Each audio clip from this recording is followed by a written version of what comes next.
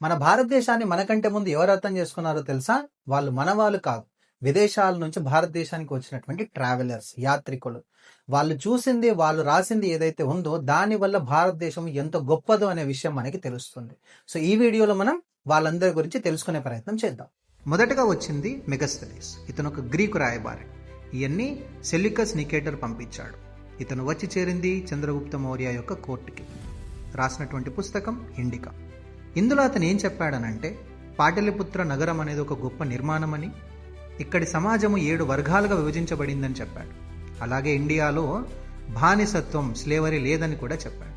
అతని తర్వాత ఇండియాకి వచ్చింది ఫాహియాన్. ఈయన బౌద్ధ ధర్మం కోసం ఇండియాకి వచ్చినటువంటి ఒక యాత్రికుడు. ఇతను చంద్రగుప్త 1 కాలంలో వచ్చాడు.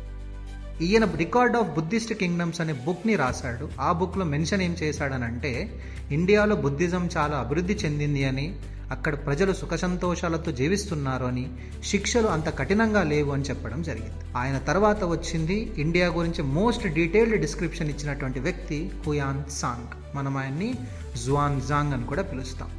ఆయన హర్షవర్ధనుడి కాలంలో వచ్చాడు. అతను రాసినటువంటి పుస్తకం great tank records of the western region.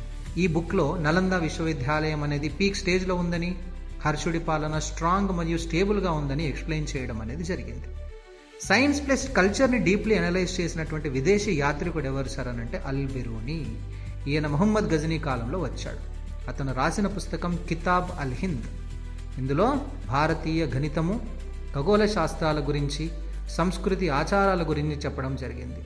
అలాగే క్యాస్ట్ సిస్టమ్ పైన డీప్ అండ్ క్రిటికల్ ఎనాలిసిస్ అనేది దీంట్లో ఇవ్వడం అనేది జరిగింది. ఆ తర్వాత వచ్చినటువంటి వరల్డ్ ట్రావెలర్ ఎవరు అంటే, ఇండియాని ఫస్ట్ హ్యాండ్గా చూసినటువంటి వ్యక్తి ఇబ్న్ బతూతా.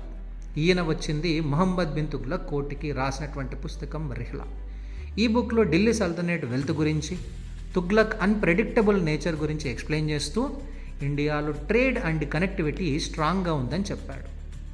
ఆ తర్వాత యూరోప్ నుంచి వచ్చినటువంటి most famous traveller Marco polo. ఈయన ఎస్పెషల్గా దక్షిణ భారతదేశంలో కాకతీయుల కాలంలో విజిట్ చేయడం అనేది జరిగింది. ఈయన రాసినటువంటి పుస్తకం the travels of the Marco polo. ఈయన దక్షిణ భారతదేశం యొక్క వెల్త్ కోసం, అలాగే సోషల్ కస్టమ్స్ని డీటెయిల్డ్గా డిస్క్రైబ్ చేయడం అనేది జరిగింది. వాళ్ళు కాదు, కానీ వాళ్ళు చూసిన ఇండియా మనల్ని మనకు పరిచయం చేస్తుంది. ఒక రాజు ఎలా పాలించాడని, ఒక సమాజం ఎలా జీవించింది అని, అలాగే ఒక నాగరికత ఎలా అభివృద్ధి చెందిందో అని చెప్పి. ఇలాంటి మరెన్నో హిస్టరీ రిలేటెడ్ వీడియోస్ కోసం LTX క్లాసెస్ని లైక్ చేయండి, షేర్ చేయండి, అలాగే సబ్స్క్రైబ్ చేసుకోండి.